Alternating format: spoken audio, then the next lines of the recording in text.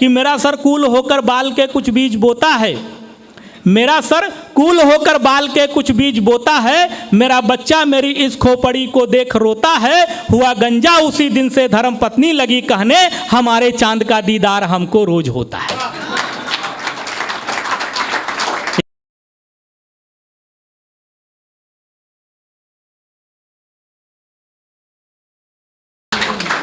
बहुत बढ़िया, बहुत सुंदर सर, आपने खूब नचवा दिया आपने सबको। एक बार आदरणीय रंजन सिंह जी के लिए जोरदार तालियां बजाइए। खजाने में आपके तर्कश में बहुत तीर हैं और बहुत आनंद आ रहा है। और अब शायद मेरा ही क्रम है। हमारे बीच में नवभारत टाइम्स के सीनियर रिपोर्टर अम्बरीश त्रिपाठी जी आए हुए हैं, उनका स्वागत है प्रतीक फेडोरा में। 12 साल बेमिसाल के नाम से 1 महीने लगातार कार्यक्रम हो रहे हैं, तो इसको खूब बढ़िया से आप छापिएगा। अरे और हमारा फोटो अगर आ जाए तो देख लीजिएगा।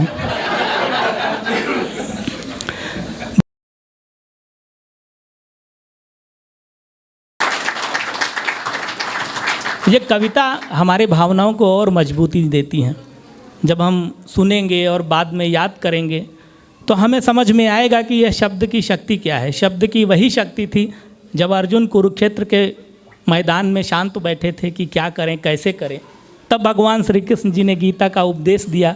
वो शब्द की शक्ति थी जो न्याय और अन्याय, धर्म और अधर्म का यह इतिहास बना। ऐसे ही हमारे चाहे 1857, क्या हुआ भाई साहब, वो नाचने लगे क्या?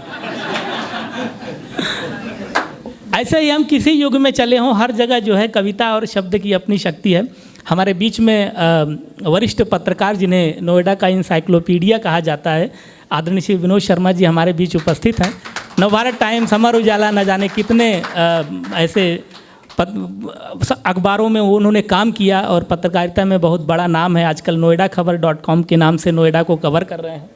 हमारे बीच उनकी उपस्थिति है, प्रणाम करता हूँ। प्रयास चतुर्वेदी जी हमारे बीच में, हमारे मित्र गौरव मित्र जी हमारे बीच में, कुछ विशिष्ट लोग आए हैं, उनको प्रणाम करता हूँ। राम नारायण जी हमारे बीच में हैं।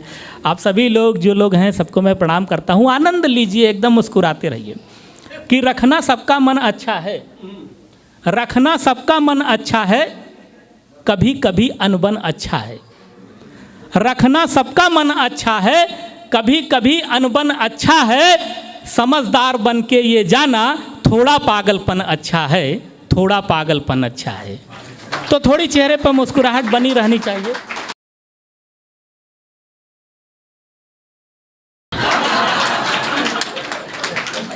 तो मैं चाह रहा हूं कि वैसी स्थिति ना हो, आप लोग खुलें। बड़ा बहुत अलग जमाना है, एकदम चेहरे पर मुस्कान लाइए, क्योंकि हम आपको हंसाने मुस्कुराने के लिए आए हैं। एकदम खुलना, वो इतना कॉन्फिडेंस, आज लोकेश भैया इतने कॉन्फिडेंट। मैंने इनको बोला, हमने कहा 6 बजे कभी सम्मेलन है, आओ। बोले आ रहे हैं। हमने कहा क्या कर रहे हो?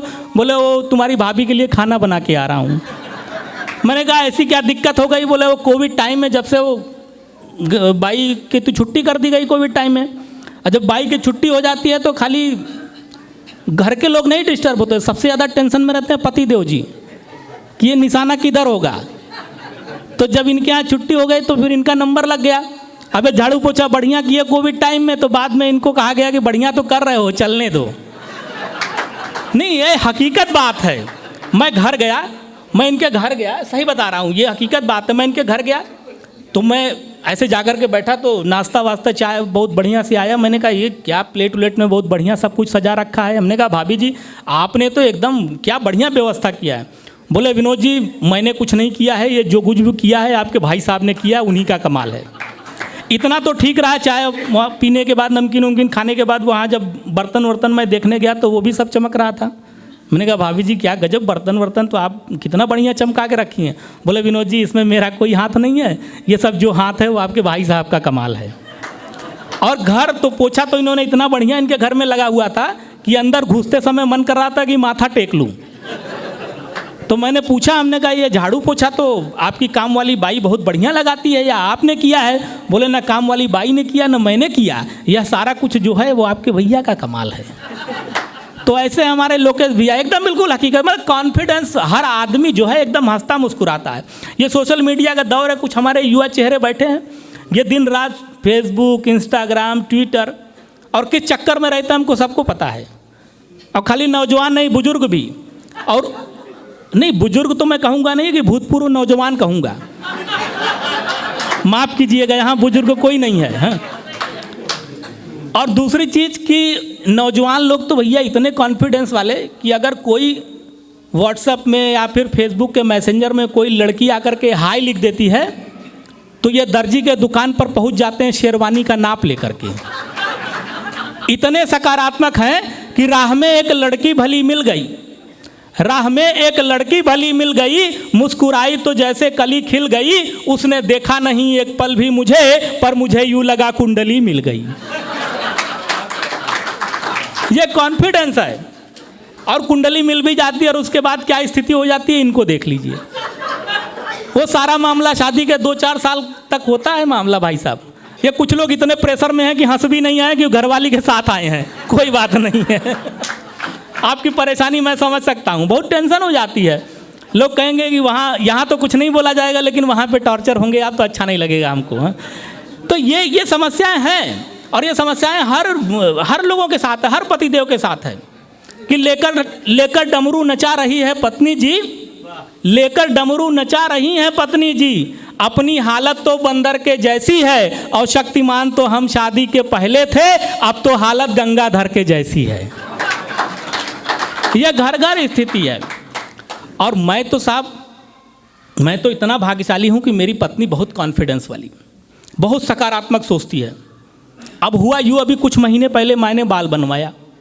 आप सोच रहे होंगे इसको बनवाने की क्या ज़रूरत है, लेकिन कभी कभी इसलिए हल चलवा लेता हूँ ताकि इस बार फसल कुछ अच्छी आ जाए। जब मैं बाल बनवा के निकला तो लोग तरह तरह की बात करने लगे, लेकिन मेरी पत्नी का कॉन्फिडेंस देखिए। अच्छा, वो जब मैं गया सैलून वाले भाई साहब के पास, मैंने कहा भाई साहब कोई बढ़िया सा हेयर स्टाइल कर दो। बोले हेयर तो है नहीं, स्टाइल कौन सा। मैंने कहा देख लो अगर अक्षय कुमार की तरह हो जाऊँ। बोले बिल्कुल नहीं हो सकते। मैंने कहा अजय देवगन की तरह बना दो। बोले बिल्कुल नहीं बन सकते। तो मैंने कहा अच्छा तुम ही बताओ मैं किसकी तरह बन सकता हूँ। बोले आपके खोपड़ी का क्षेत्रफल और बालों का घनत्व तो देख करके लग रहा है कि आप पर आलोकनाथ की हेयर स्टाइल सूट करेगी। तो मैंने कहा भाई मुझे अनुपम खेर बना दो। और जब मैं अनुपम खेर बन के आया तो लोग तरह तरह की बात करने लगे, लेकिन मेरी पत्नी का कॉन्फिडेंस देखिए कि मेरा सर कूल होकर बाल के कुछ बीज बोता है, मेरा सर कूल होकर बाल के कुछ बीज बोता है, मेरा बच्चा मेरी इस खोपड़ी को देख रोता है, हुआ गंजा उसी दिन से धर्म पत्नी लगी कहने, हमारे चांद का दीदार हमको रोज होता है। ये कॉन्फिडेंस है, आपके चेहरे पर मुस्कान बनी रहे। मैं अगले कवि के क्रम में हूँ। मैं चाहता हूँ कि बीच बीच में आप सब लोग हंसते मुस्कुराते रहें।